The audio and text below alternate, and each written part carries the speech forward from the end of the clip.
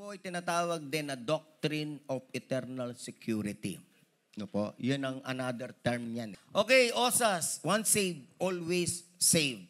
Napakahalagang doktrina po pagdating po sa soteriology. Ilang beses ko na rin pong parating paulit-ulit sa inyo ang isang napakahalagang verse sa OSAS, Romans 11:29. Nasabi po sa salita ng Diyos, for God's gifts and His call are irrevocable. Irrevocable. Everybody say irrevocable. Sabihin niyo nga po sa katabi ninyo kung anong ibig sabihin ng irrevocable. Yung pong iba na hindi pa nagigets ang word na irrevocable sa Tagalog, hindi binabawi. Binigay sa'yo ng Diyos yung gift, di nababawiin. Binigay sa'yo yung gift of salvation, gift of eternal life, hindi nababawiin. Kaya OSAS. Amen? Kaya once saved, always saved. Save ka na parate kasi hindi nababawiin eh. Sa Amplified, sabi na salita ng Panginoon, for the gifts and the calling of God are irrevocable, for He does not withdraw what He has given. Hindi na niya i-withdraw yung kanyang binigay. Nor does He change His mind about those to whom He gives His grace. Kasi grace ang salvation. Grace, unmerited, undeserved favor ang salvation, eternal life. Di na magbabago ang kanyang isip dito. Binigay na niya sa'yo. CV, God doesn't take back the gifts He has given. Hindi na niya kukunin ulit kung anong binigay niya sa atin. Or disown the people He has chosen. Pinili na niya tayo, kaya hindi na niya tayo di-disown. For God's gifts and calling never change, ISV. The strongest arguments of OSAS. Na ito pong dalawang arguments ng OSAS, support ng OSAS, the doctrine of election and the doctrine of predestination. Ito yung nightmares ng mga losing salvation. Ito yung mga hindi nila kayang ipaliwanag. Sa totoo lang, ang option ng mga losing salvation dito, evade. Iwasan. Iwasan ang doctrine of election. Iwasan ang doctrine of predestination. Pagka sinabi mo ito, yung mga losing salvation, wala na. I-redirect ka na lang nila sa ibang verse, sa ibang question nila. But they will not try to understand the doctrine of election and predestination carefully. So, explain ko po sa inyo. Ngayon pa lang sasabihin ko na, you can do some research at isang nakita ko na pwede po ninyong puntahan na pagre-research pagdating sa mga questions sa doctrine, sa theology, yung meron pong page sa internet yung tinatawag na gotquestions.org. Pwede bang pakita mo nga sandali? Yan. Kenward, thank you. Yun yung, nakita niyo sa taas? So, tingnan ninyo, got questions. Yung mga lahat ng naka-article na nakasulat dyan, pinapaliwanag dyan, sagot sa mga tanong, 9,545. Ang nag-visit na dyan, last month pa lang, 15.7 million. So, millions. Mga Christians nagpupunta dyan. Even non-Christians nagpupunta dyan. Ako, I find it very, very, sasabihin ko ng enlightening. Yung mga, so far, nababasa kong mga sagot sa gotquestions.org na, siyempre, merong mga tao behind dyan, mga pastors, mga theologians. I find their answers biblical. Ang ganda ng sagot. So, I always refer to gotquestions.org pagka meron po akong nire-research sa preaching natin. Actually, yung mga 9,545 na mga articles, pwedeng maging message. No? But anyway, I always refer to that sa aking pag-research po o pag-aaral ng mga mensahe po natin. Especially doctrinal ones. Even not doctrinal ones, ay practical, basta Bible, tanong sa Bible, nakasulat dyan. Ngari, tungkol sa stress, nagsusulat din sila dyan. Tungkol sa suicide, tungkol sa depression. Meron din sila mga article dyan sa gotquestions.org. Okay, 15 compelling reasons. The 12th is the doctrine of election. Sabihin natin lahat, the doctrine of election. Doctrine means teaching. The teaching of election from the Bible. Kaya nga, tataka ako, bakit meron mga tao nagsasabi na yung OSAS ay hindi biblical. Lahat naman ng pinag-aaralan natin dito, galing sa Bible. Amen? Okay. Let me start with giving you the definition, by giving you the definition of election. And gusto kong gamitin yung definition ni Dr. Benjamin Merkel. Isang PhD, Doctor of Philosophy, professor. Professor siya ng New Testament at saka Greek language at the Southeastern Baptist Theological Seminary. Nakalimutan ko ilagay yung Baptist. Southeastern Baptist Theological Seminary. Ganito yung kanyang definition. Election is God's choice of individuals to receive His favor before they have done anything good or bad. No, God's choice. Ibig sabihin, God's choice, amen? Pinili ng God. Particularly, pinili na mga tao, individuals, para tumanggap ng kanyang favor, ng kanyang grace of salvation. It is not a choice that is based on certain deeds or choices that we make, but is based solely on God's sovereign grace. Importante ho yan. Kaya gusto ko yung kanyang definition. Yung pag-choose ng Panginoon, nakabase siya, hindi yung deeds ng tao, hindi yung magiging future deeds o future work, future performance ng tao, kundi it's based solely, dito lang siya nakabase sa God's sovereign grace. God's sovereign grace. Ano pong ibig sabihin ng sovereign? Control ng Diyos. Yun ang ginusto ng Diyos. God's sovereign grace. Kaya ngayon pala, sasabihin ko na po na ang doctrine of election at predestination is really based sa strong theology na si God, meron po siyang will.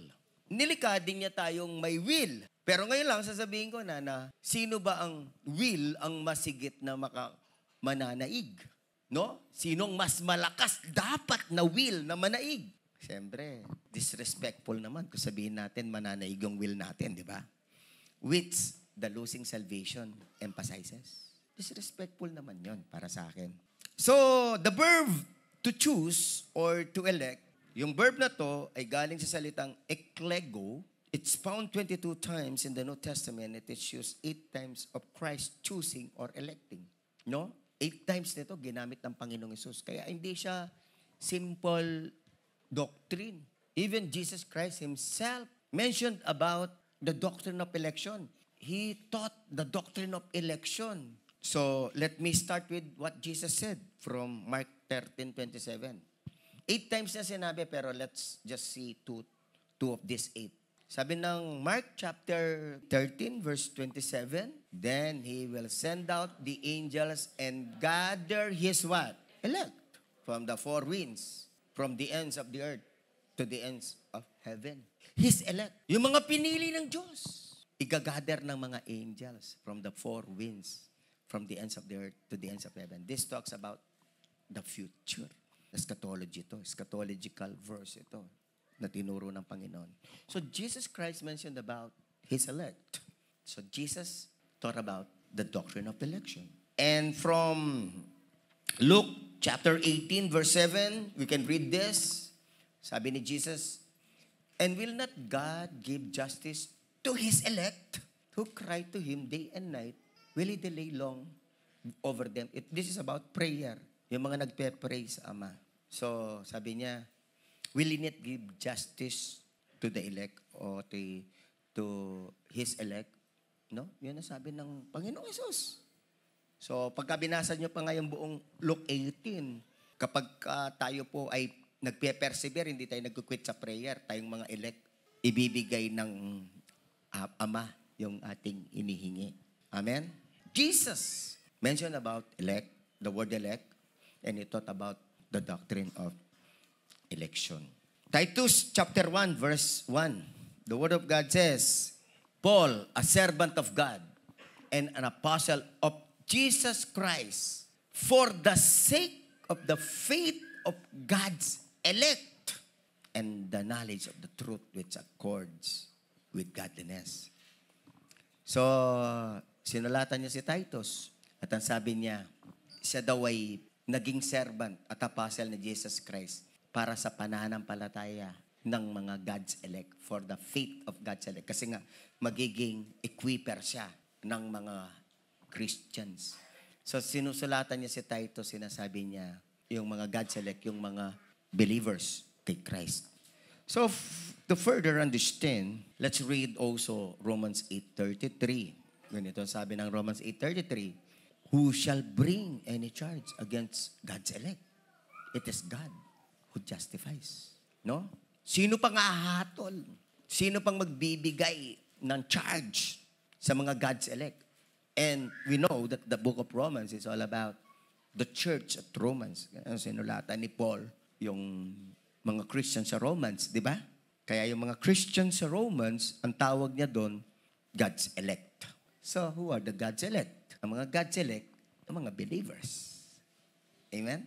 Yung mga totoong believers, yung mga totoong Christians, sila yung mga God's elect. Ito yung mga binabanggit ni Jesus na His elect.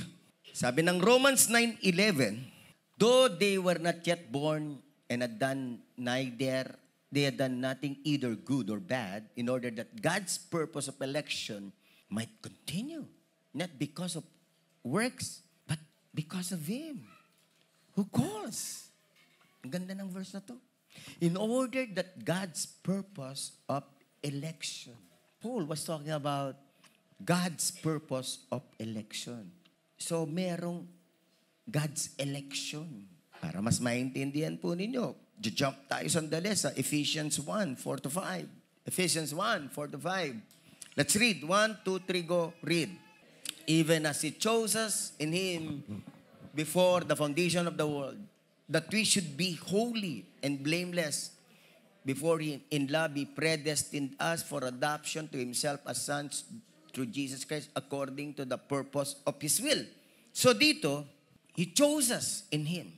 So kung maintindihan ninyo, ang ibig sabihin ng elect, God's choice.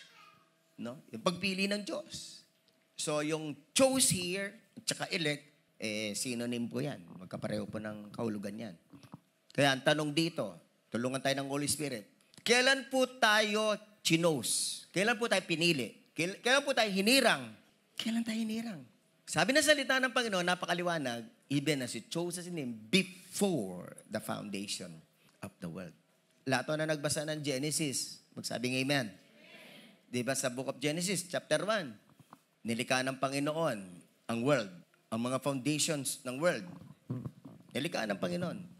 Pero, sabi doon, before the foundation of the world, before the creation, nangyari na yung election.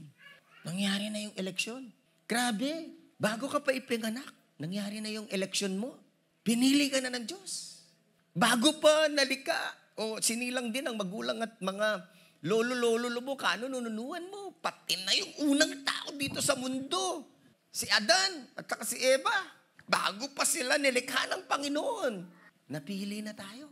God is eternal. Everybody say, God is eternal. Ibig sabihin, no beginning, no end.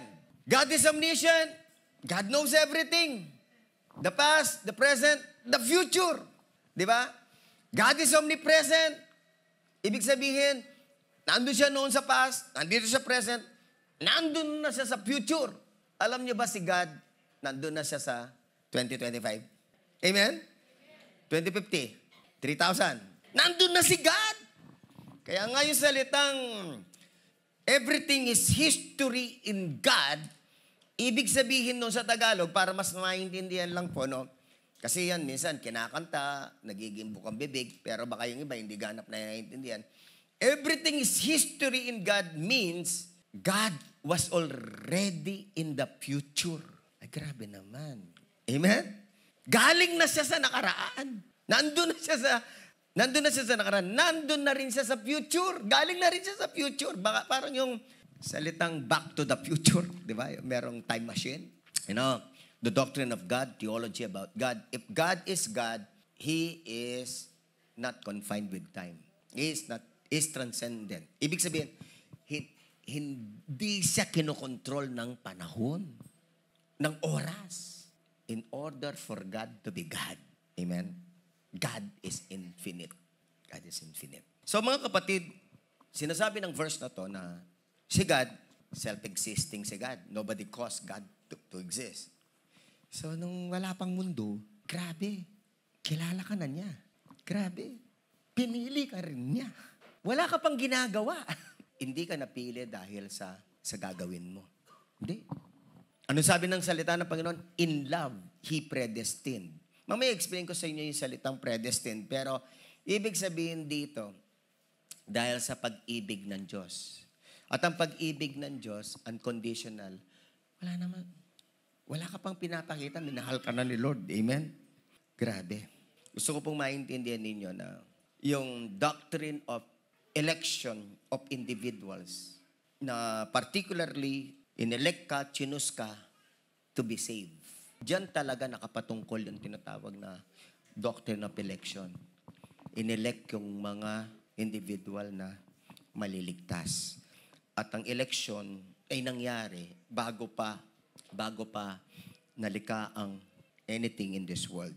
So, mga kapatid, sa 2 Timothy 1:9, ganito nakasabi, who has saved us and called us. So, tingnan ninyo yung mga sinulatan naman na dito ni Paul, si Timothy, Tingnan ninyo yung mga sentence. Who has saved us, niligtas niya tayo, di ba? Hindi siya who will save us, who has saved us and called us, di ba?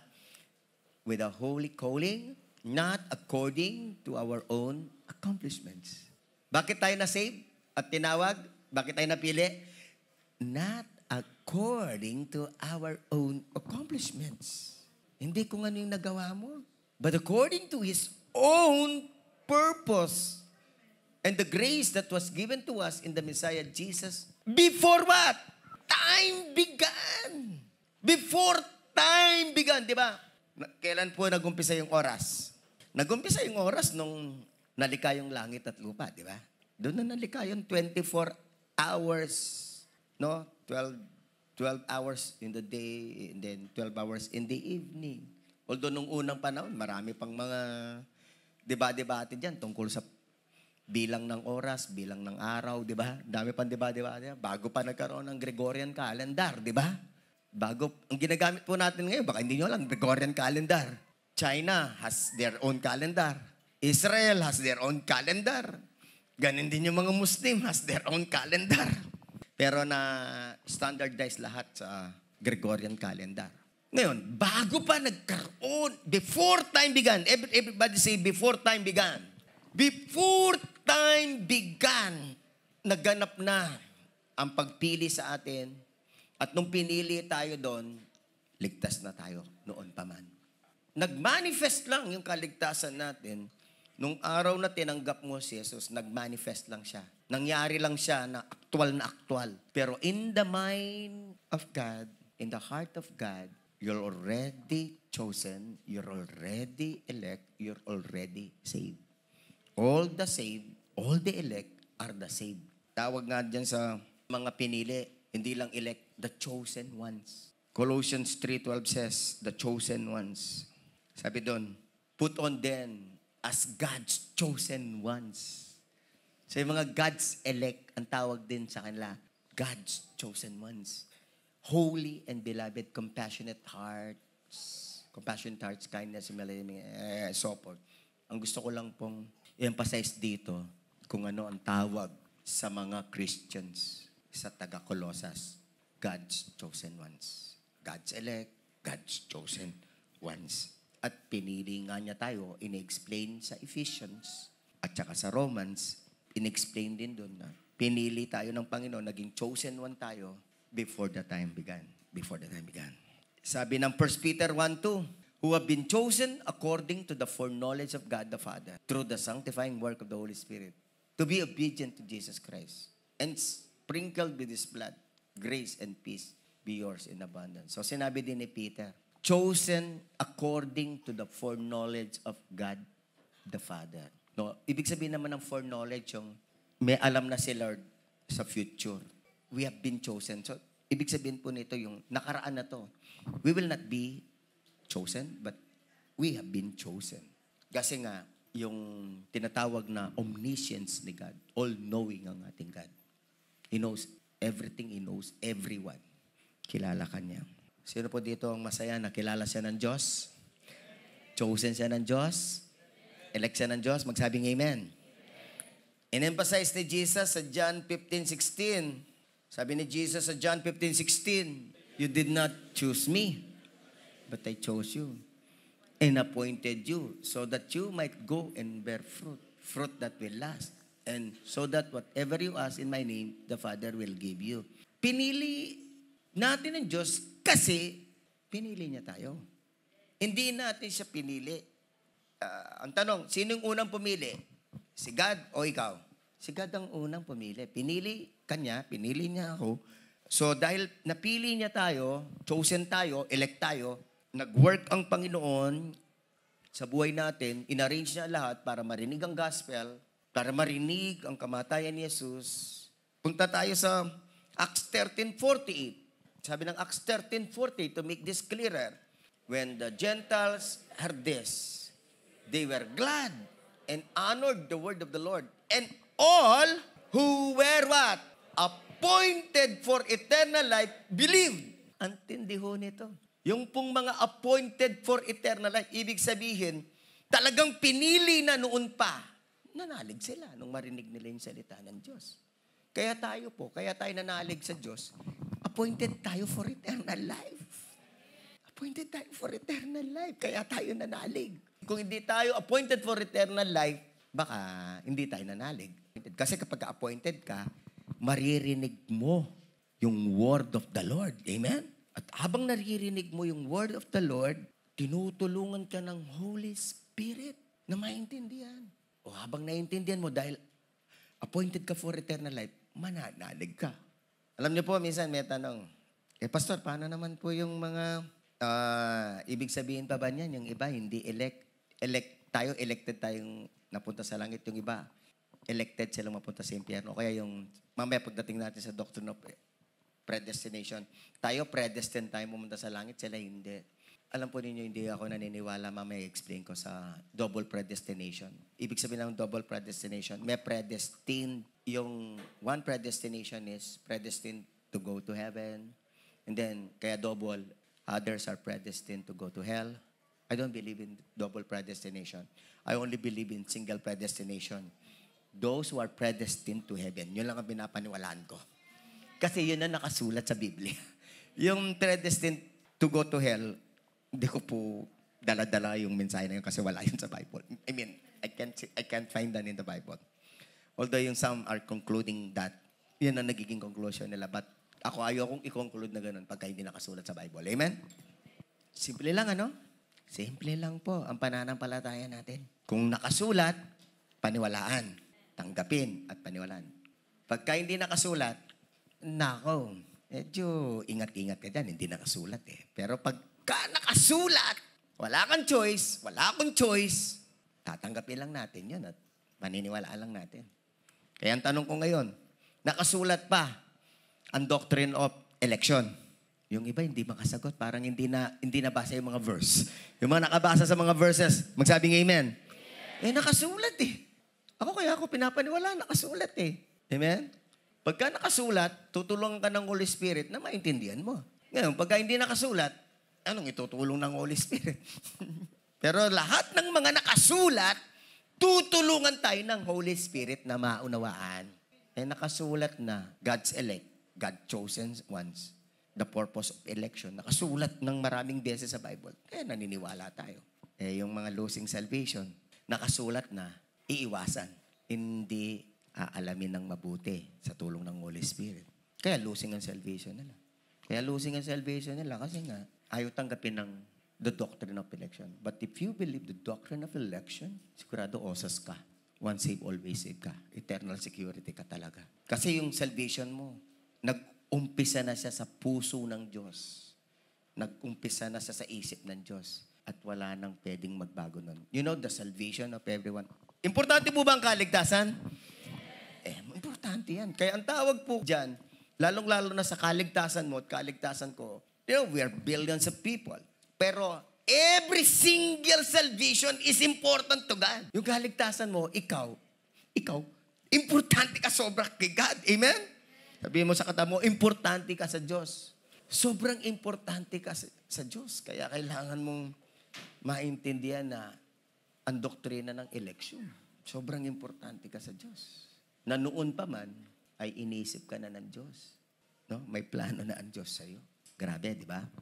Sasabi dito, when the Gentiles heard this, they were glad and honored the word of the Lord, and all who were appointed for eternal life believed. You know, yung iba po kasi kaya hindi po pinipreach ito kasi, naku, pastor, baka hindi na po kami mag-soul winning. Kasi, yung palang maliligtas, kahit anong mangyari, maliligtas din pala. Hindi ho. Si Paul, lalo siyang nag-endure ng hardship to preach the gospel for the sake of the elect. Why? Kasi, yun yung assurance mo na kapag ka nag-preach ka, kung merong appointed for eternal life doon, mananalig sila. Motivation yun eh. Motivation. Merong appointed for eternal life dito. Kung merong appointed for eternal life dito, magpipreach ako. Malalaman mo pa lang yun kung nag-preach ka. Hindi mo naman malalaman kung di ka nag-preach. Di ba? How will you know na merong appointed for eternal life? How will you know? Malalaman mo lang pagka nag-preach ka.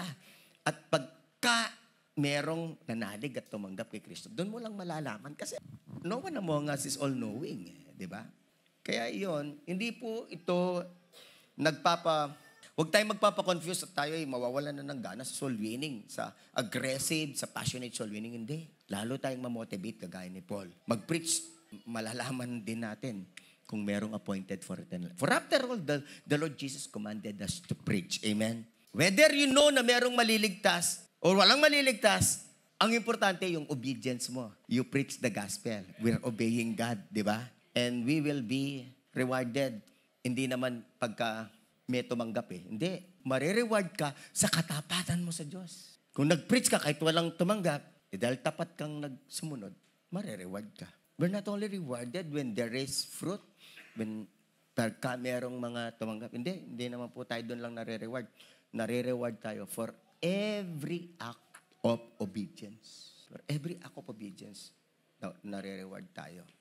So mga kapatid, sino po dito mga God's elect, God's chosen ones, magsabing, praise God! Praise God!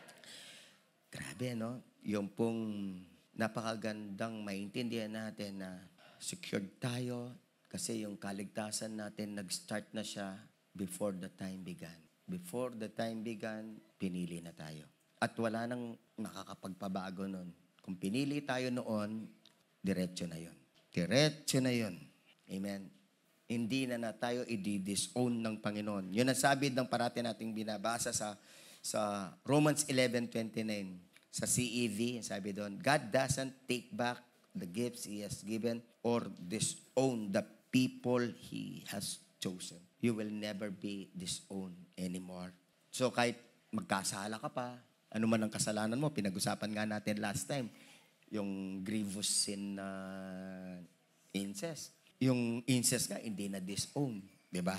Pero sa mga losing salvation, nako, hindi nila tatanggapin yun. Di, pastor, basta nabubuhay sa kasalanan, walang kaligtasan. Ano ba nakasulat sa Bible? Kahit nabubuhay ka sa kaligtasan, basta ikaw ay totoo, totoong nanampalataya, ligtas ka. Kaya ka lang nabubuhay sa kasalanan, maraming mga deceptions, maraming mga lies in the mind. Kailangan mong isuko yun. Kailangan isuko ng isang believer yun para lumaya sa mga deceptions and lies. Amen? Kaya nga sabi ko sa inyo, kahit yung mga nag-suicide na ano lang sila, na-deceive Na-deceive, kaya nag-suicide. Okay, let us go to the doctrine of predestination. Lahat na gustong malaman to, magsabing amen. Ano po ang sabi ng doctrine of predestination, yung kanyang definition?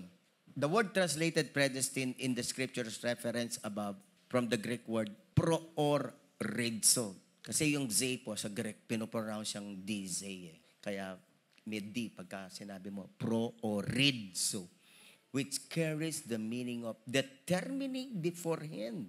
So ang ibig sabihin dito, ang meaning niya, determining beforehand. Kaya dito, connected din po ito sa tinatawag na doctrine of predetermination. Narinig nyo na po ba yun?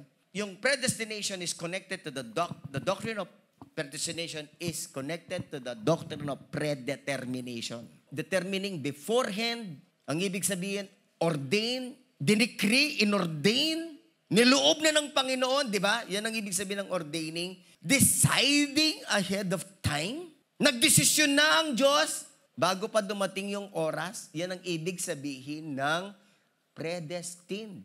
So, yung predestined, ang kanyang root word, yung destiny, di ba? Destination. So, alam na ni Lord yung destination mo bago ka pa nabuhay. Alam na ni Lord ang destination mo kung langit. Salamat. Pupunta ka sa langit. Lahat na naniniwala ng kanilang destination ay langit, magsabing amen. So, yung pag sinabing predestination, yung destination natin, lahat ng chosen one, lahat ng elect, langit. Before the time began. Ahead of time. Predestination is God determining certain things to occur ahead of time. So salvation is so important. Your salvation is very important. My salvation is very important. Kaya, dinesisyonan ng Panginoon yun ahead of time. Dahil mahalaga yung salvation, decided na. Decidido na yung naka-decide na kung sinong maliligtas. Ephesians 1:4-5, here are the verses na you must read and understand. Ephesians 1:4-5, even as He chose us in Him before the foundation of the world, that we should be holy and blameless before Him. In love, He predestined us for adoption to Himself as sons to Jesus Christ according to the purpose of His will. So yung chose at saka predestined, halos pareho, pero siguro itatanong ninyo, anong pagkakaiba, pastor, ng election at saka predestination? Sino nagtatanong nun? Magsabing amen. Oh, ito yung sagot. Nauna ng millisecond lang ang election kaysa sa predestination. right after election, predestined ka na. Lahat na naka-gets on, magsabing amen. So, konting millisecond lang ang diferensya nun. But they are different. They are different, but consequential ang predestination sa election. Kaya ka na-predestined dahil na-elect ka. Yun yun. So ano po ang sabi ng salita ng Panginoon? Ephesians 1:11. Basahin natin. 1, 2, 3, go, read. In Him we were also chosen, having been predestined according to the plan of Him, who works out everything in conformity with the purpose of His will. So narinig niyo naman, magkasama na naman yung chosen at saka sa predestined. You were also chosen. So nung napili ka, having been predestined ka na rin. Di ba? Consequential ng predestination. So, ngayon, bakit po tayo pinilit, pinredestined? Yan ang tanungin natin. Dapat alam natin, bakit tayo napili at na-predestined? Why we were chosen and predestined? To be saved. Sabi dito, according to the plan of Him. Yun ang plano niya eh. Amen? Yun ang plano ng Diyos. Kaya po yung election at predestination, nakabase sila sa plano ng Diyos, who works out everything in conformity with the purpose of His will. According to the purpose, according to the will of God. At meron bang isang salita na according to the pleasure of God? Yun ang magbibigay ng pleasure, kaligayahan sa Diyos eh. Kaya ka napili. Pero pastor, mukhang hindi ako convinced. Bakit? May pleasure ba si Lord sa buhay ko? Alam niyo, you might be questioning that. Pero wala tayong magagawa. Ikinalulugod ng Diyos na piliin ka. Yung pagpili ng Diyos, magkaiba sa pagpili natin. Tayo, pagka napumili. Pagka tayo napili, pili ka ng lansones, bibilin mo. Talagang pakapilinin mo na. May pilinan nitang mating panas. Pero ako, pipilinan kita eh. May pilinan nitang matuling. May pilinan tang malambot. May pilinan tang mamaw. May tanong ako, kailan ka pinilin, Lord? Anya pinili na ka, Lord? Mamaw ka eh. Amoy na amoy, umaalingasaw yung kasalanan mo, di ba? Pumatay ako, mangangalon niya ako. Di ba? Grabe, hindi. Yung pagpili ng tao at pagpili ng Diyos, magkaiba. May pilinan ng matuling. O, pinili na ka, Lord. Retan deformed. Pilinan mo lapat siya deformed siya. Itang mature shape itang prutas. Uret ang balbal. Putang sasalikang kasangkapan. Bumibili ka ng mug or whatever. Tapos nakita mo bungi. Pipiliin mo? O ikaw pinili na ka, Lord eh. Hanggang alakang alungipan. Amen? O putang pagkabibili ka ng tumbler. Sino po dito ang bumili na ng tumbler? At pagkatapos, ikit me. Ay, lupit-lupit siya ini, burike. Hoy ka, lupit-lupit ka. Hoy ako, lupit-lupit ko. Pinili na kita pa rin, Lord. Dala. So yung pagpili ng Panginoon, hindi pareho ng pagpili ng tao. Kasi nga, yung mga losing salvation, hindi naniniwala sa predestination at election, pilit nilang kinukumpara yung pagpili ng tao at pagpili ng Diyos. Magkaiba eh. Sobrang magkaiba. Magkalayo yung isip ng Diyos at tao. As far as the east and the west, ganun ang kalayo, ganun kalayo yung isip natin sa Diyos. Amen? Magkaiba yung judgment ng God at mag-judgment tayo. Kaya tayo, ano po ang dapat lang ng ating attitude? Huwag mo nang isipin kasi yung iba na hindi napili. Magpasalamat ka na lang, ikaw ay napili. Amen? O sige, baka sabihan mo kasipin mo, mo na ka pakaisipan dito ang may pili mo. Kasi rin nga, liwa pakaisipan mo, Pastor, ano naman dito ang may pili, dito ang atsuking bundok, dito ang atsuking dagat, dito ang atsuking mga laot. Ay, rogo. Mo na pakaisipin Inisipan mo na mo, ika, may pili ka. O itakarin na mo, yung sakaling ating meron kang burden sa mga tao sa bundok, sa mga taga-bundok dyan sa mga aitas, di ba kayo ang gagamitin, Lord? Punta ka doon. No, di ba? Baka merong appointed for eternal life doon. Amen? Oh, hindi. Ganun ang kaisipan ni Missionary Kerry. Grabe, nagpaalam siya. Mia, pupunta po ako sa China. Mangangaral po ako doon. Ay, sabi niya, oy, tumigil-tigil ka kung gustong gawin iligtas ni Lord ang China kahit di ka umalis dyan, maliligtas. Hindi po. Baka meron pong appointed for eternal life. So, nagpunta siya doon. Amen? Dapat hindi sasagabal sa iyo yun. But anyway, what I am trying to say is this. Yung iba, sa kakaisip nila, paano naman nung ibang hindi napili? Tanong ko, problema mo ba yun? Sabi mo sa kata mo, problema mo ba yun? Karakal mo na problema po, problemahan mo pa ita. Problema na ning Diyos ito. Ngayon may pili. Ikaw may pili ka. Iting masaya na ka dapat ka rin. Amen? Ito ka na lang magsaya, kapatid. Amen? Marami ang mga ayaw tumanggap ng doctrine of election and predestination because of that lies and the deception of the enemy. Paano naman, pastor, hindi napili? Ibig sabihin, tinalaga sila sa impyerno. Hindi ko sinasabi yan. Hindi ako double predestination. Pasang alam ko, yung mga napili, ligtas. Yung hindi napili, ako ang stand ko ganito. Yung mga hindi napili, they're given the choice. Sila yung bibigyan na ng choice. Sige, narinig mo ang gospel. O, ito ang bahala dyan. Pero yung mga napili, kikilos ang Holy Spirit para manalig sila. Amen. Bubuksan yung kaisipan. Di po ako double predestination. Why? Because the Bible is silent about it. Kasi ang salvation ino-offer sa lahat. Romans 8:29-30, tapos some verse pa, no? Bago tayo magtapos. For those whom He foreknew, He also predestined to be conformed to the image of His Son in order that we might be the firstborn among many brothers.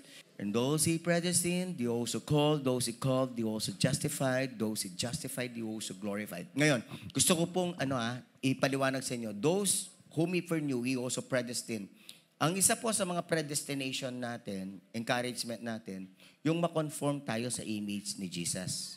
So isang purpose po, bakit tayo naligtas? To be conformed to the image of Jesus. Christ-likeness. Everybody say Christ-likeness. Ngayon, and those He predestined, ito po, itong apat na to, predestined, called, justified, glorified. Ang tawag po dito, chain of salvation. Chain of salvation. Chain, yung tanikala. Dikit-dikit sila. Hindi sila pwedeng maghiwa-iwalay. Nag-uumpisa sa predestination. Ang kaligtasan, nag-uumpisa sa predestination. Pinredestin. Di ka pa nabubuhay, predestin ka na. At pagkatapos, noong buhay ka na, called ka na, naririnig mo na, calling ni Lord. Di ba? Pagkatapos, yung third chain, yung justification. Pagpapawala sala. So, narinig mo, ang gospel, narinig mo si Jesus, yung kanyang kamatayan sa krus, yun ang justification mo, doon ka mapapawalang sala, mapaforgive. At pagkatapos, ano sabi ng salita ng Diyos? Those He justified, He also what? Glorified. Actually, glorified ka na. Ang ibig sabihin ng glorified, pupunta ka na sa langit. Glorified. So, accepted ka na sa langit. Amen? Sabihin mo sa kata mo, kahit mukhang hindi ako kumbinsido, sige. Pupunta ka na rin sa langit. Amen? Not because of our deeds, good works, hindi. Attitude, nako, layo. But because of what Jesus did at the cross. Because of justification. Amen? Glorified ka na. Yung iba kasi, alam nyo, hindi nila ganong ma-appreciate ito. Pastor ako, konti lang yung kasalanan ko. Pero siya ang dami, pareho lang kaming pupunta sa langit. Again, huwag mo nang isipin yung maraming kasalanan. Basta importante, ikaw, konting kasalanan mo, pupunta ka na rin sa langit. Amen? Sabihin po ako, sabi ng Bible, if you break even one of the commandments, you will not enter heaven.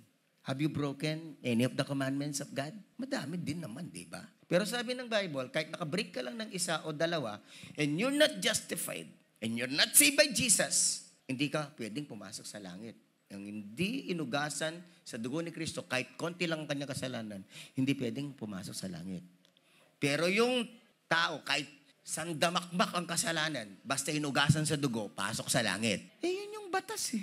Yun ang nakasulat eh. Amen? Kahit sandamakmak pa yung kasalanan ng katabi mo, basta inugasan sa dugo, pasok yan sa langit. Amen? So, sabi mo sa kanila, huwag mo akong tingnan. Diba? Huwag tayong magtinginan kung sino mas maraming kasalanan sa atin. So, kahit yung mga nasa labas pa ng mga tao, huwag natin sila yung tingnan natin. Basta tayo, eto ako, Lord. Sandamakmak ang kasalanan ko, nilinis ako sa dugo, glorified ako. Papasok ako ng langit. Amen? Kaya naman, Lord, konti lang yung po kasalanan ko po. Thank you po. Pero alam ko, hindi po ako papasok sa langit kundi ako inugasan ng dugo. Pareho lang po kami nung nasa labas na sandamakmak ang kasalanan. Amen?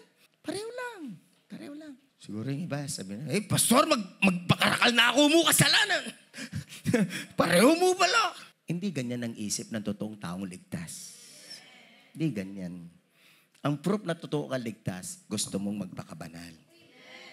At saka, ulitin ko lang, di kung magpakarami ka ng kasalanan, bahala ka sa disiplina. Bahala ka sa maraming mga sakit. Bahala ka sa maraming mga palo ng Diyos. At yung mga patuloy na kakasala, they will never be blessed by God ng matindi. Lalong-lalo na, joy. Ulitin ko lang yung sinabi kanina, what is more important, success or joy? In the eyes of men, success. Pero sa totoo lang, happiness is much more important than success. Amen? Yung masaya ka lang, iyon ang totoong success. Iyon ang importante, masaya lang. Gusto mong maging masaya? Huwag ka masyadong mag-Facebook. Kikita mo lahat, naiinggit ka eh. Gusto mong maging masaya? Titingnan yung kapitbahay mo. The Joneses. Huwag mo masyado titingnan yung kanilang lawn nila, yung garden nila, yung refrigerator, kotse. Huwag masyado titingnan. Ang titingnan mo kung nung meron ka, si Jesus. Meron kang Jesus. Masaya tayo. Amen? Ang titingnan natin. Amen?